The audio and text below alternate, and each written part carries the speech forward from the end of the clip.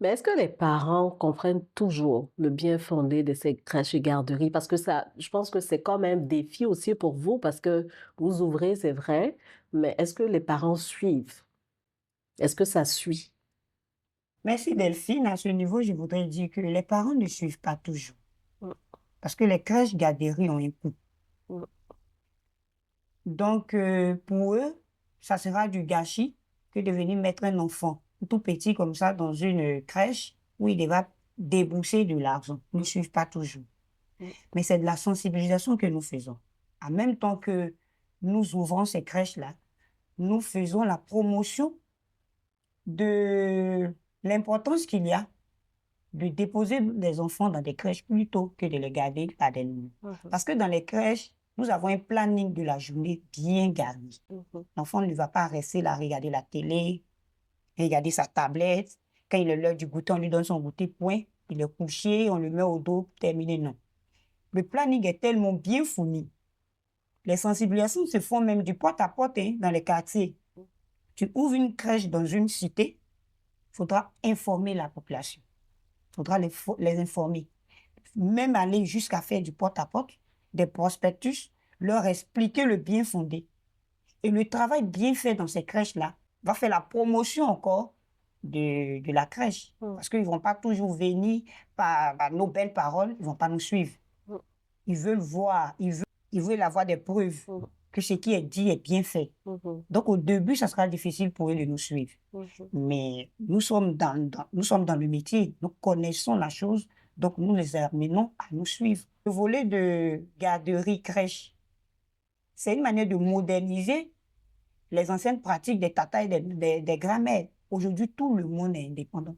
mmh, C'est pas évident de trouver une grand-mère, une mère qui est en fonction, mmh, qui vient de mettre au monde son premier pas, qui doit aller 3 mois après reprendre le service. C'est pas évident qu'elle ait une tata, une grand-mère venue s'occuper de son enfant. C'est pas évident. mmh, Et quand bien même elle vient, c'est difficile de la maintenir. Tu n'es pas sa fille unique. Il peut avoir 2 couches, 3 couches en même temps dans la famille. Elle se dispatche comment? mmh, Cette mémé ou bien cette tata. Donc, les crèches sont venues moderniser cette manière de faire là, avec des spécialistes, avec des activités qui éveillent l'enfant, le langage de l'enfant, l'épanouissement, sa socialisation et tout ce qui va avec. Donc, au début, ils vont pas nous suivre parce que quand tu veux faire, tu veux bien faire, ça sera coûteux. mmh, Ça sera coûteux. Donc après, mmh. avec tout ce qui va avec les sensibilisations, avec tout ce que les autres vont dire, les premiers vont arriver, c'est eux qui vont apporter le résultat dehors. Mmh. Et puis les parents suivent après. OK. Alors, est-ce que tu as quelque chose à ajouter, Nadège? Je pense que elle a dit l'essentiel Mhm, et quelque chose qui est très important, c'est que le parent, des fois, le grand défi qu'on a, c'est que il compare la crèche à la garde de la nounou à la maison. mhm, Il se dit simplement que, bon, si j'ai une nounou à la maison, elle fera l'affaire. Alors que, comme elle le dit, on est dans un environnement spécialisé.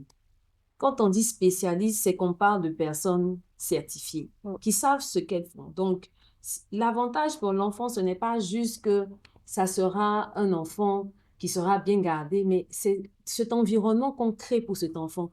Comme on dit, l'enfant est une éponge. mhm, Il apprend tout. Garder un enfant à la maison par une nounou, c'est la télé. L'enfant absorbe tout. Tout ce qui se dit, tout ce qu'il voit, l'enfant absorbe. mhm, Mais comment il le rend après? Comment il l'utilise après? Comment il fait la part des choses? La crèche arrive à le faire. Et elle a dit quelque chose de très important, c'est que quand on garde aussi et que les enfants s'habituent aux tablettes et autres, mais il y a une certaine dépendance. Cet enfant se renferme. Mais la crèche, du fait qu'il y ait des journées type c'est vrai, on va pas dire à un enfant, tu te lèves à 6 heures, c'est selon le besoin de l'enfant en même temps, mais nous nous assurons que tous les points de développement de l'enfant sont couverts avec nos programmes, ce qu'on généralement nous appelons les journées type. Comme ça, l'enfant ou le parent même qui vient, il sait ce que son enfant va faire aujourd'hui, comment il va le faire quand on parle avec lui.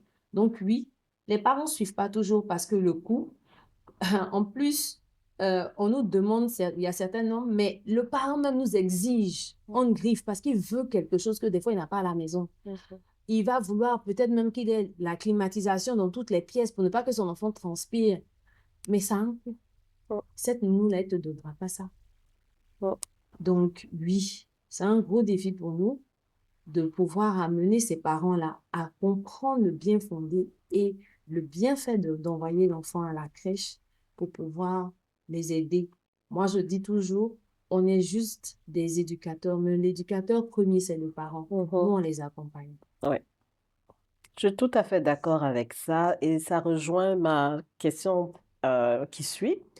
De façon générale, quels sont les défis auxquels les crèches et garderies sont confrontées pour rester rentables? Parce que vous avez parlé d'investissement, beaucoup d'argent pour que le parent se sente en sécurité lorsqu'il va envoyer son enfant dans un environnement qui est favorable à l'apprentissage de son enfant. C'est sûr que ça nécessite beaucoup de moyens. Donc, de manière générale, lorsque vous mettez assez de moyens dans toutes ces structures-là pour accueillir ces tout petits, est-ce que c'est rentable en bout de ligne pour vous?